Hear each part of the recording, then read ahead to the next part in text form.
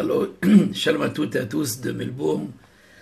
Aujourd'hui, Ben Hashem, nous allons parler de la parashat Shemot, à propos donc de Moïse. Comme nous savons que ce livre de Shemot inaugure donc l'Exode, mais aussi c'est les noms, ce sont les noms et aussi bien les noms d'Israël que le nom d'Hachem qui sont mentionnés en profusion dans cette paracha.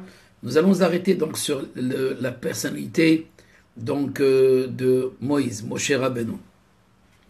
Qui est-ce donc Moshe Rabbeinu? Nous allons voir quelques versets dans le chapitre 3 qui relatent apparemment donc la fonction de Moshe Rabbeinu. C'est en quoi consiste donc cette fonction? Le verset dit: Vayomer Anochi Elohe Avicha, Elohe Abraham, Velo Yitzhak, Velo Yaakov, Vayaster Moshe Panav Ki Arim Habit El Elokim. C'est au moment donc où Moïse remarque donc le buisson qui était en feu, et cependant donc il ne se consume pas. Moïse se dit: je vais m'approcher, je vais examiner ce grand miracle, ce grand phénomène. Pourquoi le buisson donc ne se consume pas? Sans entrer donc dans cette symbolique profonde du buisson ardent qui correspond au peuple d'Israël, qui est en même temps un buisson, et en même temps qui ne se consume pas, à savoir qui ne brûle pas, qui ne termine pas, il est éternel. L'éternel, donc, Akadosh Baruch Hu, Dieu voit donc que Moïse s'approchait donc pour regarder le phénomène donc du buisson, et alors Dieu l'appela au sein du buisson, disant donc: Moshe, Moshe, Moïse, Moïse, et répondit: me voici. Il reprit: n'approche point d'ici, ôte tes chaussures, car l'endroit que tu foules est un sol sacré. Il ajouta: je suis Dieu de ton père, le Dieu d'Abraham, d'Isaac et de Jacob. Moïse se couvrit le visage, craignant donc de regarder le Seigneur. L'Éternel poursuivit: j'ai vu l'humiliation de mon peuple qui est en Égypte. Et donc c'est le passage en question que nous allons essayer de comprendre. Dieu dit: Ra'oraiti etoni ami Hashem Mitzrayim. Donc je constate le malheur, la souffrance, l'humiliation de mon peuple qui est en Égypte. J'ai recueilli sa plainte contre ses oppresseurs, car je connais ses souffrances. Je suis donc intervenu, Dieu dit donc, je suis donc intervenu pour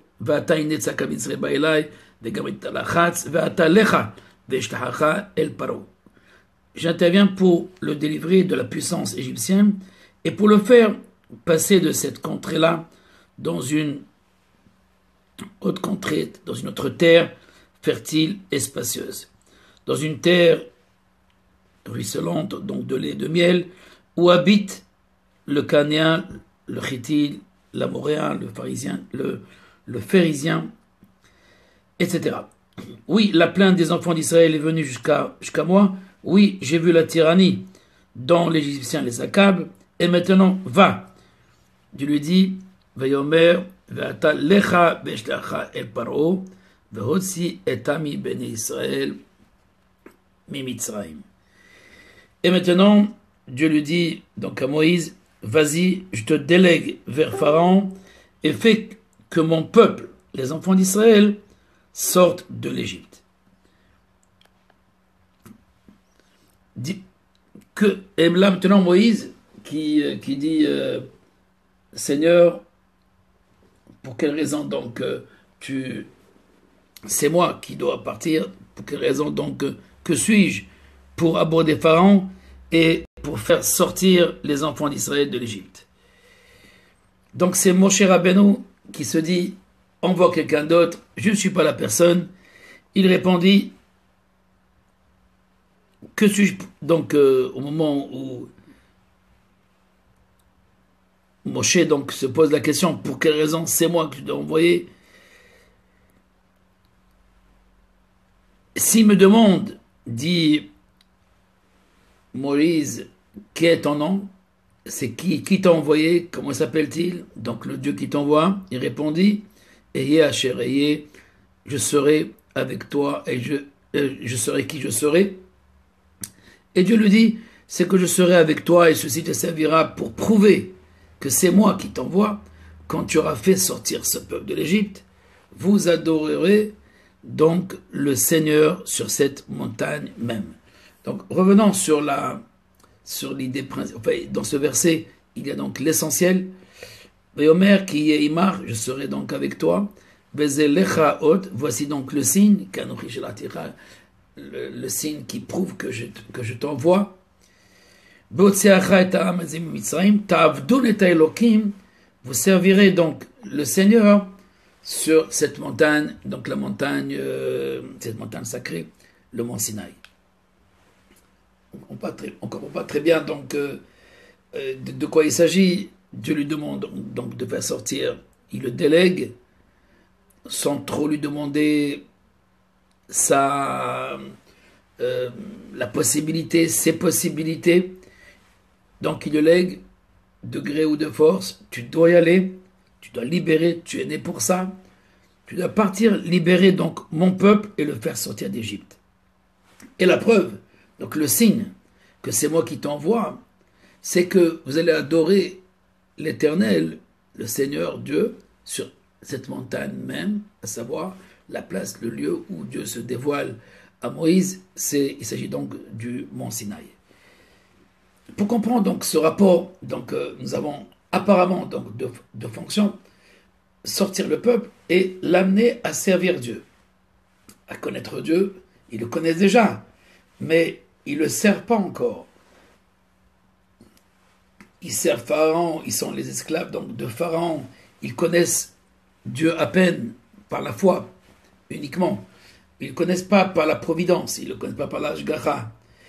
Il existe un Dieu créateur, oui, mais cette dimension donc de l'Ashgacha, de la providence, de ce qu'on appelle la direction divine du monde ou de la Hanaga, elle échappe au peuple d'Israël. Pendant 210 ans, ils se trouvent donc enfermés, esclaves, prisonniers au pharaon d'Égypte. Et maintenant, on leur dit, voilà, il y a la liberté.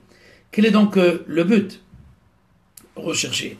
Le but recherché, est-ce que la liberté au nom de la liberté, donc est-ce que c'est le but ultime de la sortie d'Égypte?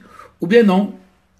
Apparemment, sur le verset que nous venons de lire maintenant, au chapitre 3, verset 12, le signe, et on va reprendre le verset, le signe avec lequel ils vont croire, à partir duquel ils vont croire, c'est que vous allez adorer le Seigneur sur cette montagne. En quoi c'est un signe? Que c'est moi qui t'envoie. Je reprends le verset en hébreu. Vayomer ki yeimar, je serai avec toi.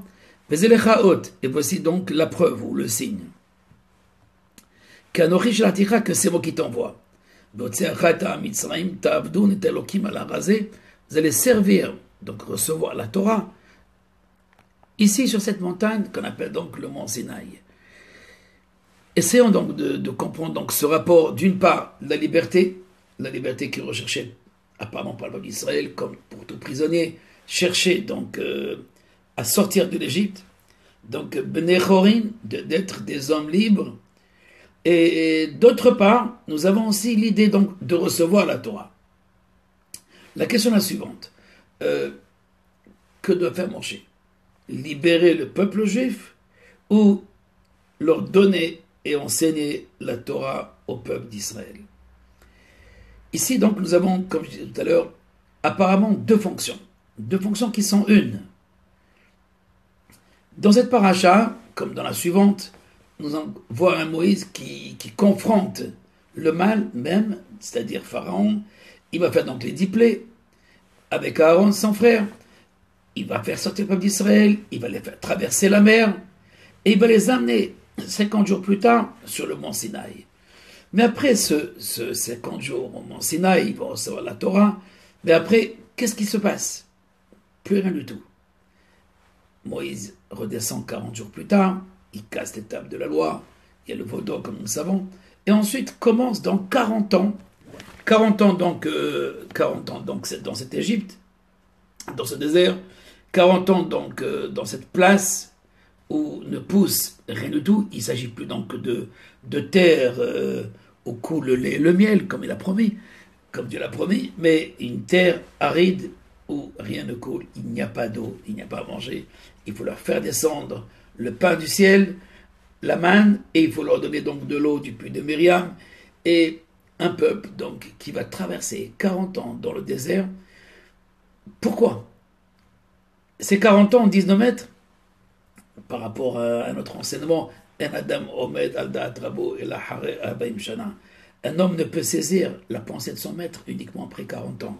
Donc comprendre la pensée divine, la pensée de son maître, donc Moïse a besoin de 40 jours, mais le peuple, 40 ans. Pendant 40 ans, il y a une expérience avec Dieu, où Dieu se fait connaître.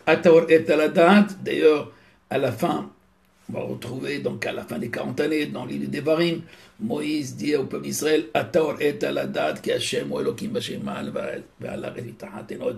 Dieu t'a montré qu'il existe aussi bien en haut qu'en bas. Que l'Éternel est Dieu. À savoir, il n'y a pas d'autre que lui. Il est dans le ciel, il commande tout seul le tout, aussi bien dans le ciel souverain que sur la terre, il est donc souverain. La question se pose, pendant 40 ans, toute la Torah est remplie de cette idée, Vaidaber Hashem El Moshe, Vaidaber Hashem El Moshe, Daber El Israël. Et Dieu dit à Moïse, tu parleras aux hommes d'Israël, tu leur diras ceci, tu leur diras, il faut rendre le Korban Pessah, il faut rendre donc l'anneau Ménib, ils doivent faire sur un petit site, il faut rendre un petit site, il faut rendre des téphilines. Donc, tous les commandements, toutes les lois, aussi bien de l'éthique, aussi bien du comportement de l'homme par rapport à son prochain, Ben Adam la Havero, Ben Adam la Makol, donc les lois entre l'homme et Dieu, donc la relation avec Dieu, la relation avec l'autre. Donc toute la Torah est remplie de l'enseignement de la parole de Dieu pour l'homme, de comment doit-il se comporter envers les hommes, envers les autres et envers lui. Donc le servir. Où est la liberté?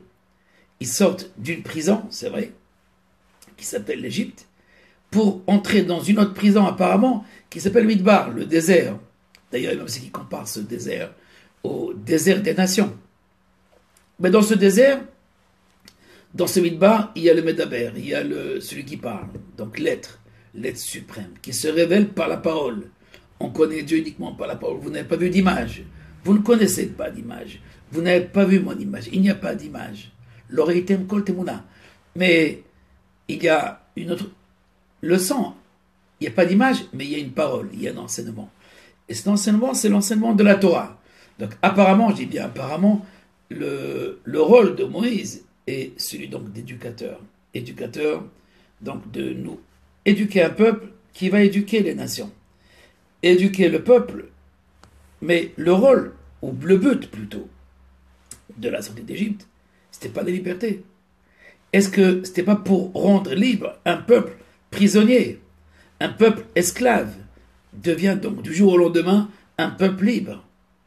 Bon, il y a des étapes, il y a Pessah, il y a la Pâque, jusqu'à arriver à ce Shavuot, à ce grand jour, donc de la révélation, de la Torah, de la parole de Dieu, de la pensée divine. Où est la liberté? Alors on va commencer par un enseignement du Beth Lévi. Et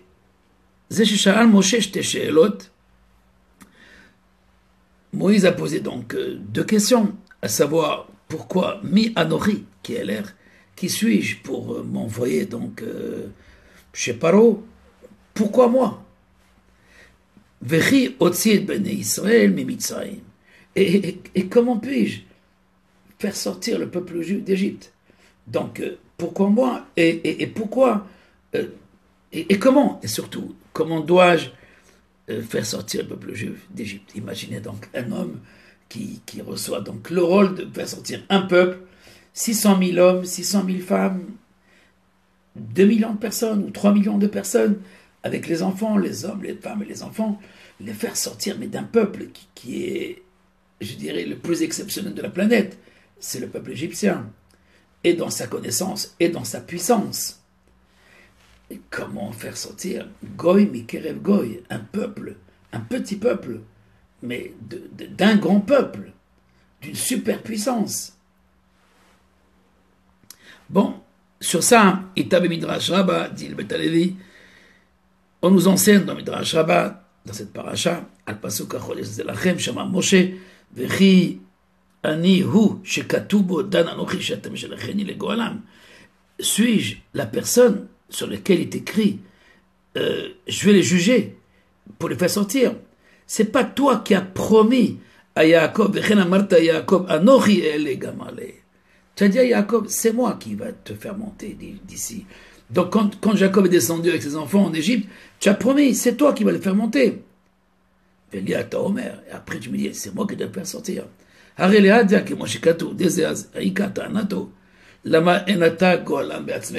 d'autres termes, Moïse dit à Dieu, pourquoi c'est pas toi qui délivre le peuple? C'est toi qui as promis à Jacob, c'est toi qui as promis à leurs parents, à leurs ancêtres, aux patriarches, que tu vas les faire sortir. Tu l'as dit. Alors allez. Moïse continue donc dans sa confrontation avec Dieu. Et si tu dis que le peuple juif ne mérite pas encore parce qu'on est encore au milieu de l'exil, si c'est pas le temps, alors dans ce cas-là, c'est moi qui vais les sortir avant le temps.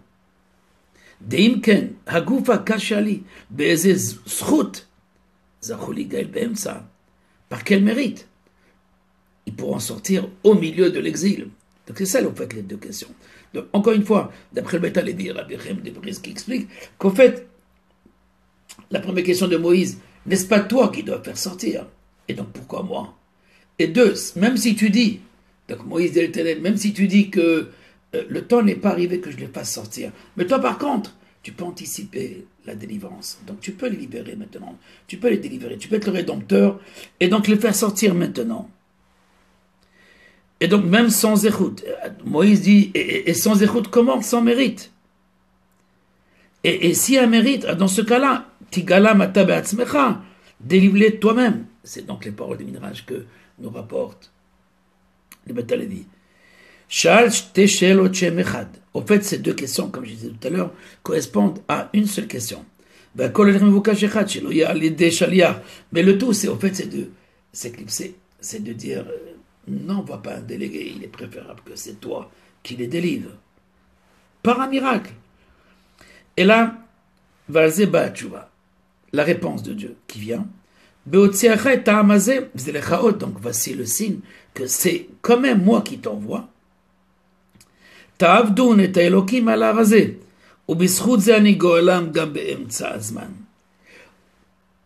que vous allez sortir et ils vont servir Dieu sur cette montagne, donc recevoir la Torah, par ce mérite, alors je les délivre. Et même au milieu donc du temps, à savoir même si on n'est pas arrivé donc à la fin de l'exil. Ou Mashedikdek Moshe, Rabbeinu Beshilato Amar ki Chiotzi ben Israël Mitzrayim velo kama vechiotzi stam de mashma de medaber hagoula shel Israël. Il y a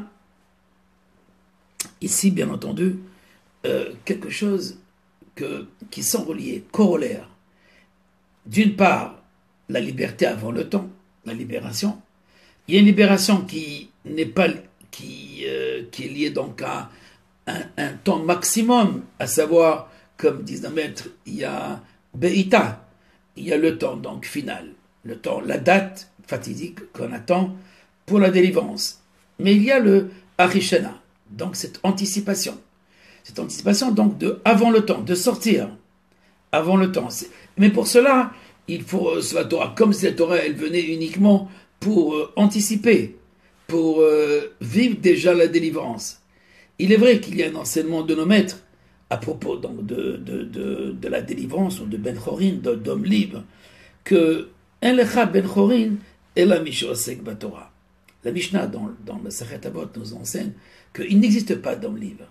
Tous les hommes sont soumis à des idées fallacieuses. Tous les hommes sont soumis au désir, à l'envie, plutôt à l'envie, à la convoitise, etc.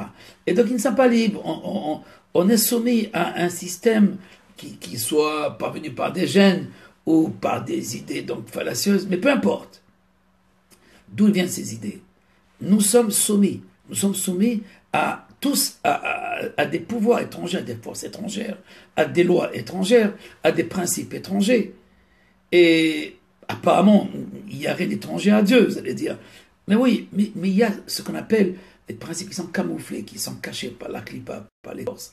Et donc nous sommes soumis à cette écorce, à ces différentes écorces, qui sont donc comme dit le Ramchal, les pensées qui sont marchavot zarot, les pensées étrangères, ou des hautes cosvot, les idées, ou les pensées fallacieuses, qui sont liées donc à la convoitise, à la ta'ava, cette envie donc de Adam Arishon, du premier homme. Ceci dit que toute l'humanité est soumise à quelque chose, à des lois de l'ordre de l'extériorité, de la chitzoniout. Mais voilà, la Mishnah nous dit, pour être un homme libre, un lecha ben horin et la meshosek Torah. Né homme libre, seulement celui qui étudie la Torah. Donc, en étudiant la Torah, on sort donc en liberté. On sort donc de l'esclavage. On rentre donc dans l'éternité, ou plutôt dans l'infinitude. Dans le monde où il n'y a plus de limites, puisque nous sommes dans la parole de Dieu. Dans la parole ou dans la pensée divine, alors on est dans cette sortie des limites. Comme Yetziat Mitzrayim, sortir des limites, c'est pas seulement sortir de l'Égypte. Sortir des lois, sortir des principes que les hommes ont inventés. À partir de certaines bases, vraies bien entendu, mais que les hommes ont inventé, qui a donné au démarche Ben Adam, qui est Mahavel. Le roi David a parlé des pensées de l'homme, car Dieu connaît les pensées de l'homme. Qui au Hachem, marchez votre Ben Adam, Dieu connaît les pensées de l'homme. Ils ne sont que vanité. Ils ne sont pas mensonges, mais ils sont vanité. En tout cas, cette vanité, cette connaissance, donc par l'expérience, cette connaissance dont on a parlé souvent, de Etzadat, c'est ça l'Égypte. D'ailleurs, Adam Arishon, il descend en Égypte, ou plutôt, d'après les kabbalistes, c'est sa semence qui descend en Égypte. Un peu sa progéniture à travers Israël, donc ils descendent en Égypte. Donc l'Égypte enferme la semence de l'homme, elle enferme donc la vie, ou l'origine de la vie. Elle présente une autre approche de la vie. Le pouvoir, l'envie, le Etzadat, c'est la continuité du Etzadat. Mais il faut sortir maintenant, c'est fini. Et donc pour sortir, c'est ce que dit le verset, voici le signe. Voici le signe de la sortie d'Égypte. Vous allez servir Dieu sur la montagne. Donc il est impossible de sortir de l'Égypte, mais uniquement pour sortir d'Égypte. Il n'y a pas de liberté au nom de la liberté. Donc liberté au nom de la liberté, ça ne veut rien dire. Liberté au nom de liberté, donc je fais ce que je veux, la drogue ou peu importe, donc la débauche aussi, la liberté, donc je fais ce que je veux. Est-ce que c'est un signe de liberté? Ou plutôt, c'est pas un autre signe d'un autre esclavage, de rentrer, de sortir d'un esclavage pour un autre esclavage. Toutes les idées que les hommes peuvent inventer ou créer par leur logos, et je dirais même la démocratie quelque part. C'est sûr, on sort d'une monarchie pour une démocratie, même si nous sommes plus libres dans une démocratie. Mais c'est rentrer aussi dans un autre esclavage. Sans rentrer trop donc dans les idées, dans les pensées que les hommes ont fondées, ont inventées, toutes les pensées qui ne puissent pas de la révélation directement, sans esclavage et sans synonyme d'esclavage. Et donc, la Mishnah le dit clairement dans Pirkei Avot, il n'y a pas d'homme libre. Et la meshosek Torah. Seulement celui qui s'investit, ou plutôt qui est préoccupé, que sa préoccupation est la Torah. C'est plus que l'étude, la préoccupation. À savoir, il vit. La Torah n'est pas seulement une connaissance, mais une vie, une manière de vivre, une expérience avec Dieu, une expérience de l'éternité. Parce que chaque action que nous faisons dans la Torah, que ce soit lorsque nous mangeons, on fait une bracha, lorsque on discute maintenant de Torah, alors on arrache de la temporalité les étincelles divines et on les ramène. On ramène des moments, des temps. Quand on bénit Hachem dans la tfila, dans la bracha, dans la bénédiction, que ce soit au niveau des Birkat Hamazon, la bénédiction des grâces, ou la bénédiction avant de consommer quelque chose, ou même lorsque tu marches, lorsque tu te promènes, et tu parles, et tu contemples la nature, et tu vois, et le divin qui est dans cette nature, et tu vois l'origine divine de toute cette nature, de ta vie d'abord, de la vie des autres, etc. Alors, c'est arracher des moments de la temporalité et les inscrire dans le monde, dans un monde donc, de l'éternité. Essayons de comprendre maintenant cette corrélation entre, d'une part, la liberté, donc sortir d'Égypte, c'est ça que Dieu demande à Moïse, fais sortir ce peuple. Et là, Moïse se pose des questions et Dieu lui répond, voici le signe. Le signe, c'est la Torah. En quoi la Torah peut-elle être le signe de la liberté ou de la sortie d'Égypte, que c'est moi qui t'ai demandé de faire sortir d'Égypte? On comprend pas très bien. Faire sortir, c'est une chose. La liberté, c'est une chose. Il est vrai que si on réfléchit un petit peu toute l'histoire du peuple d'Israël, elle se résume à deux mots. Comme disait Manitou, Gola et Géoula. Gola et Géoula. Donc, Gola et Géoula, exil et délivrance. On est en exil, on est en délivrance. Mais, comme disait un grand maître, Rabbi Yitzhak de Badichov, entre la Gola et la Géoula, dans la Chassidoute, on enseigne, il n'y a qu'un Aleph. Ce Aleph, c'est unité. Ce Aleph qui fait la différence entre Gola, Gola qui veut dire exil, et Géoula. En ajoutant une lettre à Gola, à l'exil, elle devient Géoula. Gola plus Aleph devient Géoula. Donc Géoula, délivrance, c'est juste l'unité. Amener l'unité de Dieu, et là on sort, c'est fini. Parce qu'on peut être dans une soi-disant Géoula, dans une soi-disant liberté, délivrance, rédemption, mais on n'est pas avec cette unité, on est avec nous-mêmes seulement. Nous sommes avec nous-mêmes, donc on s'enferme dans notre carcan de vie, etc.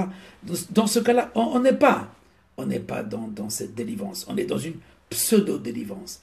La véritable délivrance, même si, comme nous allons voir, il y a 4 niveaux de délivrance, 4 degrés de délivrance, on le verra la semaine prochaine, dans Parashat Vayera, où la Torah nous parle, comme le tétragramme Yud Ke Vav Ke, les 4 lettres de Dieu, ils correspondent à 4 langages, Arba les les 4 langages, ou les 4 idiomes, ou les 4 étapes, ou les 4 dimensions de la délivrance. Mais le top de la délivrance, le maximum, donc l'état suprême donc de la délivrance, c'est ce mariage, c'est cette union de la pensée avec la pensée, à savoir la pensée humaine avec la pensée divine.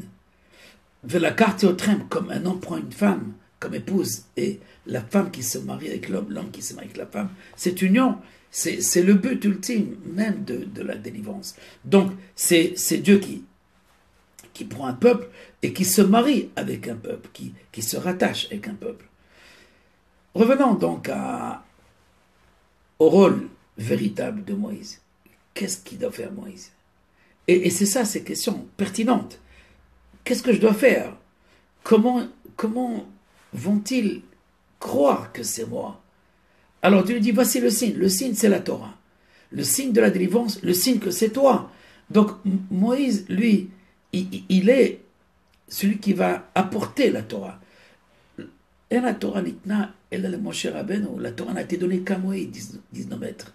Et Moïse, parce qu'il avait un bon œil, il s'est comporté avec un bon œil, c'est-à-dire avec un cœur ouvert, il a donné la Torah au peuple d'Israël. C'est Dieu qui lui en donne, c'est vrai, mais d'abord, la Torah, elle est pour lui. C'est pour des hommes comme lui, pour des hommes purs, pour des hommes saints, comme Moïse. Mais Moïse, quand même si nous n'avons pas atteint ce degré, même si on n'a pas atteint ce degré de Moshe Rabbeinu, alors il nous donne cette Torah. C'est pour ça que nos maîtres disent, Nag Be'ain Tova, il nous a donné cette Torah parce qu'il avait un bon œil. Mais au fait, c'est la Torah qui doit nous donner ou c'est la liberté? C'est la même chose, en vérité. Comme nous allons le voir tout de suite, c'est la Torah qui te donne la liberté. C'est l'enseignement de Dieu qui te donne réellement la liberté. C'est vrai qu'il existe une sortie d'Égypte, sortir d'une terre vers une autre terre. Une terre qui s'appelle l'Égypte, avec tous les secrets, les mystères qu'elle enferme, vers une terre où coule tout simplement, je dis tout simplement, c'est pas péjoratif, où coule le lait et le miel. Alors quand on sort d'une terre où il y a l'égyptologie, où il y a les grandes sciences, pour aller devenir un kibbutznik, pour aller travailler la terre et faire sortir des dattes ou, je sais pas moi, d'être des bergers de moutons et de vaches. C'est ça qu'on nous demande de sortir, c'est ça le but de la sortie d'Égypte, aller dans une terre. Aller dans une terre. Alors, parce qu'on n'a pas compris très bien la dimension de la terre ou la sainteté de la terre d'Israël, alors on doit passer une sorte de... En attendant, bien entendu, en attendant une traversée du désert. Une traversée du désert. Et là, on reçoit la Torah.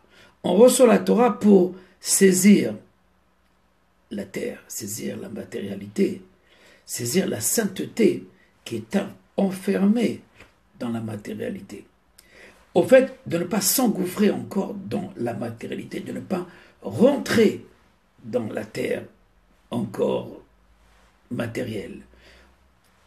Que la terre ne nous obstrue pas le divin, que la terre n'occulte pas le divin.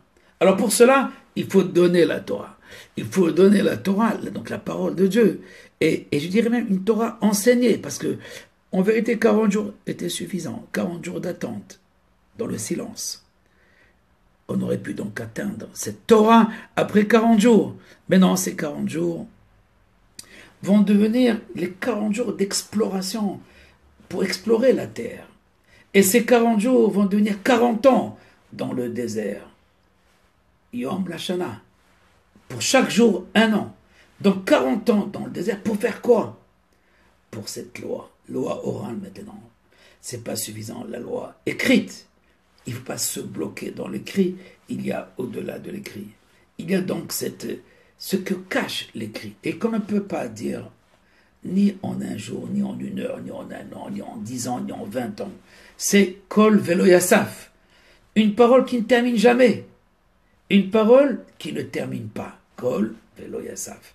C'est ça la parole de Dieu. Si elle s'arrête uniquement à une idée, à une pensée, dans ce cas-là, ça reste une limite.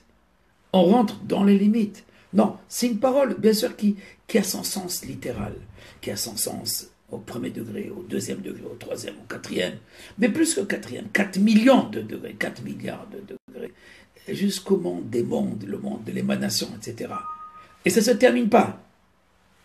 Donc, un monde qui ne se termine pas, un monde qui ne se termine pas, c'est ça donc le monde de la Torah, c'est ça le monde, donc le monde divin, qui s'est investi dans cette parole qui s'appelle le Verbe, la parole donc de Dieu. Pour comprendre plus cette corrélation entre, d'une part, la liberté donc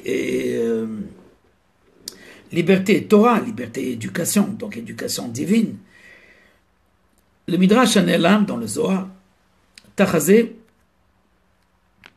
là, Itgalu, Israël est là al bitul Torah. Israël n'ont été exilés qu'à cause de bitul Torah, parce qu'ils ont annulé, ou plutôt, ils ont tout simplement, ils se sont retirés de l'étude de la Torah. Parce qu'ils sont arrêtés d'étudier. Donc, il y a plusieurs raisons de l'exil, vous allez dire, dans le Talmud, etc. Mais on va retenir. Le Midrash Anelam, c'est le Zohar, donc Loïd Galou Israël. L'exil, c'est uniquement parce qu'ils ont cessé d'étudier. Ils ont cessé donc la Torah. Chez Nehemar, comme est écrit donc dans Jérémie, à propos donc de l'exil, Al-Mahavaretz, pour quelle raison donc la terre, pour que le peuple juif est en exil, Al-Ozvan et Torati, parce qu'ils ont abandonné ma Torah.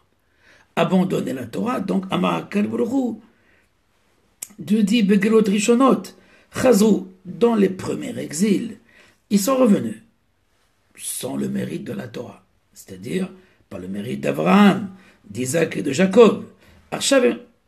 Maintenant, ils ne retourneront pas seulement par le mérite de Moshe, ainsi qu'il est écrit Zichru Torat Moshe Avdi. C'est la dernière prophétie, c'est de Malachi. la dernière parole du prophète Malachi, qui dit « Souvenez-vous donc de la Torah de Moïse. Voici, je vous envoie le prophète Élie pour vous délivrer, pour vous annoncer plutôt la délivrance. Quand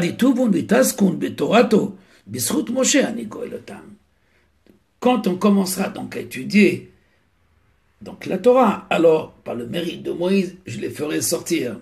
Je les ferai sortir donc par le mérite de Moshe Rabbeinu. Donc l'exil à cause de Bitul Torah, l'exil parce que on a cessé d'étudier, et le retour parce qu'on est préoccupé. Regardez, le Talmud de Babylone, il a été écrit où? Bien sûr, il était déjà connu, tout le Talmud de Babylone, en Israël, et avant même Israël. Dans le désert de Sinaï, ils ont étudié tout. Tout ce qu'un étudiant va renouveler, va innover dans l'étude de la Torah. Tout cela, c'était déjà dans le mont Sinaï. C'était déjà avec Moïse. Ils ont tout étudié avec Moïse. Mais voilà, c'est renouvelé, c'est l'enseignement renouvelé. Parce qu'il n'est plus limité dans le temps. Bien sûr, il y a des choses qui sont limitées dans le temps. Il y a la vache rousse. Il n'y a plus de vache rousse aujourd'hui. Mais quand la vache rousse continue, même si ce n'est pas de bélier, de Corban de Pessah, le sacrifice de l'agneau pascal, mais continue, Pessah continue, dans une autre dimension, dans un autre niveau. C'est ça l'éternité de la Torah. L'éternité de la Torah, c'est qu'elle ne s'arrête à aucun moment. Et même s'il manque apparemment l'objet, on va dire l'extériorité, parce que la Torah n'est pas dans la Chitzoniut. Bien sûr, elle s'inscrit dans une Chitzoniut. Elle s'inscrit dans un monde d'extériorité. J'ai besoin de farine, j'ai besoin d'eau pour faire la matzah. Mais il y a, je disais dans mes derniers cours, une sortie d'Égypte sans la matzah. Mais voilà, résumons-nous.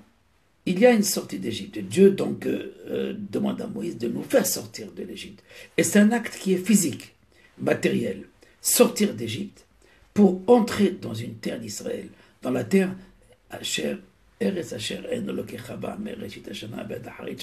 une terre dont les yeux de l'Éternel, du Seigneur, contemplent, voient du début de l'année jusqu'à la fin de l'année.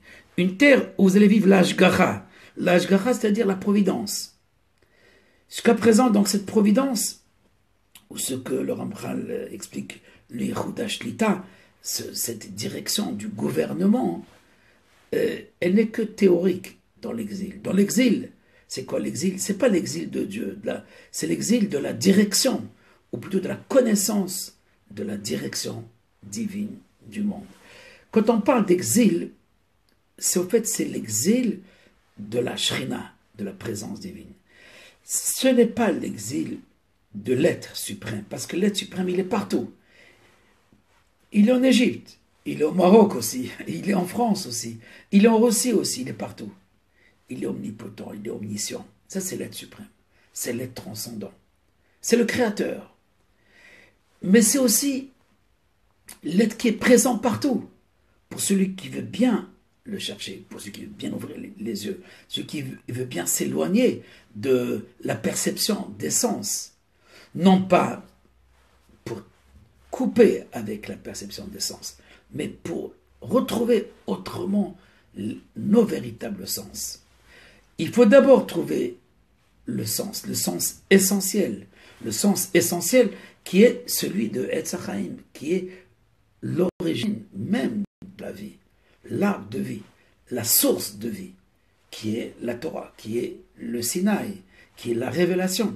Et ensuite, allez maintenant et entrez dans la terre d'Israël, dans une terre, apparemment la terre du Kénaani, du Hiti, Périsie, les 7 peuples qui correspondent aux 7 principes inférieurs, dans les 7 séphirotes qui correspondent donc aux 7 principes inférieurs. Donc une terre qui englobe toutes les autres terres, on va dire, qui englobe tout ce qui existe dans toutes les parties de la terre, de la planète Terre. Mais une terre aussi où se révèle la parole divine, où se colle vers le Yassaf, cette parole qui se traduit par la direction divine de l'histoire. À savoir, ici, tu vois autrement. Dans cette terre, comme disent nos maîtres, c'est Tahazé. Eretz Israël est lié à Tahazé. Viens voir. viens voir. À savoir, il ne s'agit pas seulement d'une écoute. J'ai entendu, comme dans Babylone, dans l'exil, alors il y a un exil de cette présence effective, cette présence efficiente, cette présence dynamique, cette présence réelle, donc visible par chacun, qui peut être expérimentée par chacun. Et elle est là, dans la terre d'Israël. C'est ici, dans la terre d'Israël, où se trouve donc cette présence. Il est vrai que maintenant je suis en Australie pour quelques jours, mais la présence, l'Ashgara, c'est-à-dire le Shilton à Yahoud, le règne de l'unité, ce qu'on appelle la Shrina, elle ne se trouve pas dans un niveau dynamique, dans une dimension dynamique. Elle est cachée, elle est occultée. Shehora Ani, elle est, je dirais, dans le langage du roi Salomon, Shehora, elle est opaque, elle est noire, elle est couverte, elle est occultée. Mais dans la tête d'Israël, il y a donc cette révélation, ce gilouï, cette révélation comme dans le mont Sinaï. Donc le mont Sinaï, comme la Torah, c'est le moyen pour nous permettre à aller plus loin dans la découverte. Il y a ceux qui ont fait de la Torah une sorte d'académie. Et c'est là, à mon avis, une erreur. La Torah n'a pas été donnée pour faire uniquement de l'académie, de l'enseignement, de l'éducation. L'éducation, comme l'académie, c'est un moyen seulement. Vezelecha ot, c'est ce que dit le verset. Voici le signe. Il vient de en servir. Parce que servir, pourquoi servir? Pourquoi servir Dieu? Dieu a besoin de toi. Qu'est-ce qu'il a besoin de toi? Il a des milliards d'anges qui peuvent le servir. Il a créé des créatures, mais exceptionnelles, pures. Il a besoin de toi? Non, mais il a besoin de toi pour compléter justement cet espace qui est opaque, cet espace qui est caché, cet espace qui occulte la présence, le matériel, la matérialité. Cet espace, donc ce monde, cette nature qui occulte la véritable essence, qui est l'essence de Dieu, qui elle seule existe. Tout le reste ne sont que des expressions de cette volonté qui est infinie. Mais réellement, cette volonté ne peut s'exprimer que dans le monde où on peut réparer la matérialité, où est l'espace où on peut réparer la matérialité, où la matérialité devient sainte, c'est la terre d'Israël. Dans la terre d'Israël, alors même ses fruits, même ses légumes, même ça, tout ce qui existe. C'est ça, Eres Chalav Udvash, la terre où coule le lait, le miel. Dieu nous a pas, il ne veut pas nous donner la terre d'Israël pour devenir des kibbutznikim. Soit, si quelqu'un veut être kibbutznik, pourquoi pas? Si qui veut travailler la terre, pourquoi pas? C'est une mitzvah aussi de travailler la terre. Mais c'est le dévoilement du divin à travers la terre, à travers la nature. Et c'est ça donc le rôle de la Torah. C'est apprendre comment sanctifier la nature, élever la nature, révéler l'unité de Dieu dans la nature. Et l'histoire d'Israël, justement, dans la terre d'Israël, c'est l'histoire au fait de la révélation de Dieu. Donc, si Dieu existe, bien sûr, on n'a pas besoin de la terre d'Israël pour croire en Dieu. C'est ce que dit Dieu à Moïse, Mamenim, Benem, Mamenim. C'est déjà des croyants. Tu n'as pas besoin de les convaincre.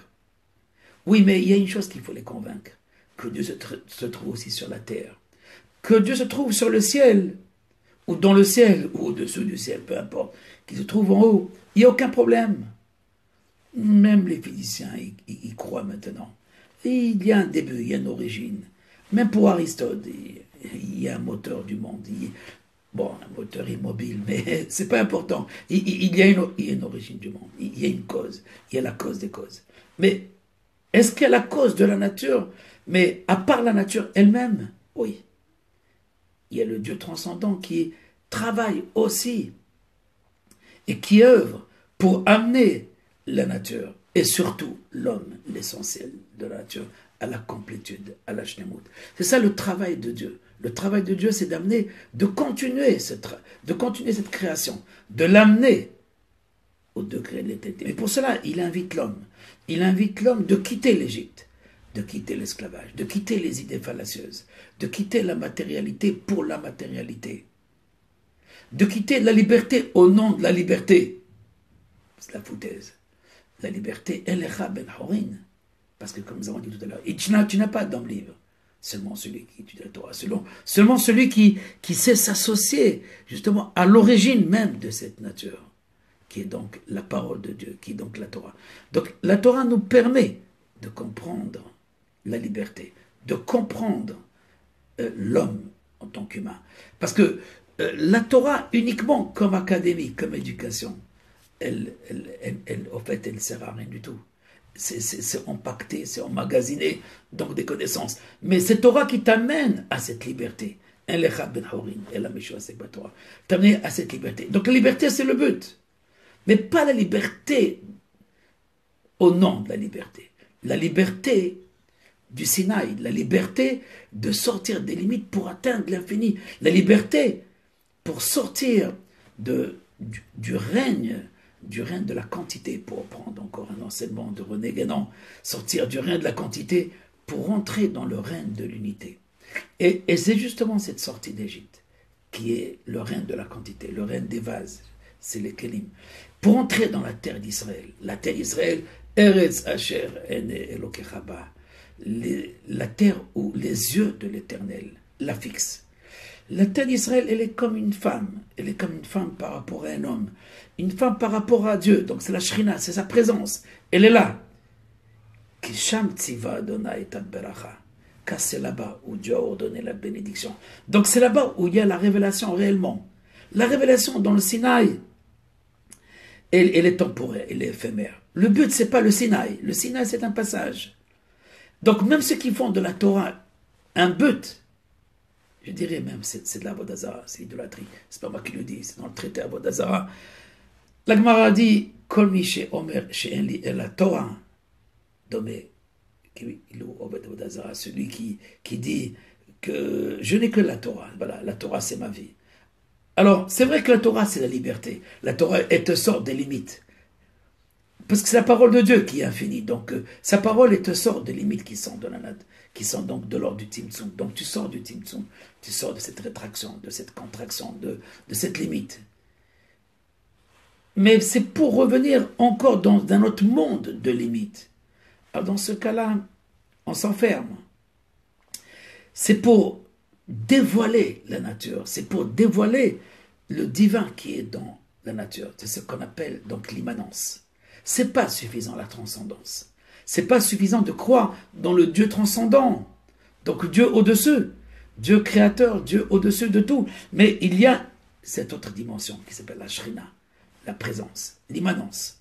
Et c'est elle que Dieu nous invite à comprendre. C'est ça la sortie d'Égypte. Et c'est ça le rôle de Moïse. Moïse, c'est libérateur et éducateur. Éducateur de la libération. Il nous éduque dans la libération. Il nous éduque comment se rendre libre. Comment donc sortir des limites. Comment sortir donc des limites pour atteindre réellement, donc cette union avec le seul être qui est libre. C'est Dieu. Parce que c'est lui, il n'y a personne, lui, qu'est-ce qu'il faut faire? Il est soumis à rien du tout, à aucune loi, qu'à lui-même, qu'à sa volonté, qu'à sa parole. Il est, je suis ce qui je suis, je serai qui je serai. Donc, c'est ça, donc, l'être suprême. Et ça qui manquait, donc, au peuple d'Israël. Pas que c'était des minimes, des croyants, mais il leur manque la connaissance de la présence, la connaissance, donc, de l'immanence, la connaissance de la Shrina, la connaissance de la terre. La connaissance de la terre, de comprendre la terre, comprendre les événements qui se passent sur la terre aussi. Et pour cela, c'est un niveau donc de hitlapshut, c'est-à-dire de comment la Shrina, la présence divine, elle s'habille dans l'âme par la Torah et uniquement par la Torah. Alors la présence divine s'habille et s'unit avec ce que dit le Ramchal dans son mamar Dmut Adam, Merkava, à propos donc de l'image de l'homme. Et le chariot, c'est la présence Par la Torah, par l'étude de la Torah, la présence divine s'unit et devient un avec l'âme humaine. Donc sa vision, maintenant, ses yeux, il voit avec une autre paire de lunettes. Sa vision, elle est différente. Elle est différente parce qu'il voit le matériel, la matérialité. Il voit donc la temporalité, les événements donc circonstanciels. Il voit tout ce qui se passe maintenant au niveau donc du Zman, du temps. Mais il voit donc l'origine. Qui est-ce qui anime tout ça? Qui anime tout ça? Sans la Torah, alors la terre d'Israël, elle peut devenir aussi téméraire un peu. Vous avez profané ma terre, vous avez souillé ma terre, dit l'Éternel, en parlant donc des fautes d'Israël sur leur terre. Et donc vous serez exilés. Exilés pour reprendre la leçon donc de l'Égypte et surtout de la sortir d'Égypte. Sortir d'Égypte, c'est sortir de ces idées fallacieuses, de cette égyptologie, je dirais de toute la connaissance sensorielle, de tout le cognitif, de tout ce que Marchevot ben Adam, qui est Adonai Marchevot ben Adam, qui est Ma'avel, car Dieu connaît ses pensées. Il connaît les pensées donc de l'expérience humaine, et il connaît les pensées donc de ce que l'homme peut comprendre, les limites de la connaissance. Et cette connaissance humaine, elle est vanité seulement. Parce qu'elle est liée à ce vouloir. Elle n'est pas liée à l'annihilation de ma pensée par rapport à sa pensée. Quand on arrive à cette annihilation, alors on sort d'Égypte et on reçoit la Torah. On reçoit la Torah. Et recevoir la Torah, c'est recevoir la possibilité, la faculté de comprendre la terre, de comprendre la liberté, de comprendre la délivrance, de comprendre la terre d'Israël, de comprendre réellement l'immanence de Dieu. Parce qu'au niveau de la transcendance, comme je disais tout à l'heure, on l'a depuis Adam Arishon. Tout le monde le connaît. Mais personne ne voit. Il n'y a pas ce tachazé. Il y a ce tachma. On comprend. On comprend qu'il y a que Dieu dirige tout. Mais on ne le voit pas. Tachazé, viens voir. Et c'est en Israël qu'on peut voir. C'est la terre qui peut donner cette possibilité de la vision. Vechol ha'am ro'im et akolot. C'est voir les voix, voir la parole, voir, c'est, comme dit le Rambam dans Derech Hashem, ce tziour, cette possibilité de voir, elle est de mar'eh hadibo.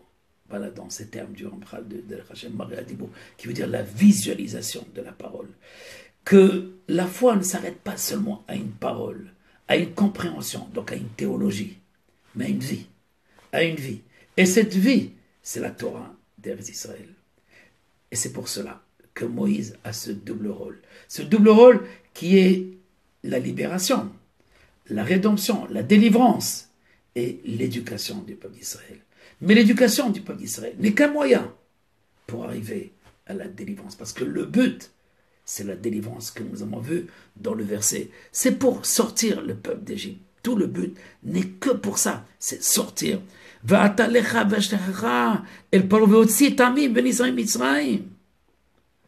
Et maintenant, voilà, je t'envoie chez Paro pour sortir mon peuple d'Israël, d'Égypte. Et à la question de Moïse, qui suis-je? C'est toi, le porteur de la Torah. Et donc, la Torah, elle vient, ou plutôt Ta'avdun Ta'elokim, comme la Torah, elle va venir comme réponse aux questions de Moïse. Un, qui suis-je? Et deux, comment Veri aussi est ami ben Israël? Est-ce que moi je peux sortir le peuple d'Israël? Est-ce que c'est pas toi qui dois le sortir? Chacun qui étudie la Torah de Moshe Rabbeinu peut sortir d'Égypte.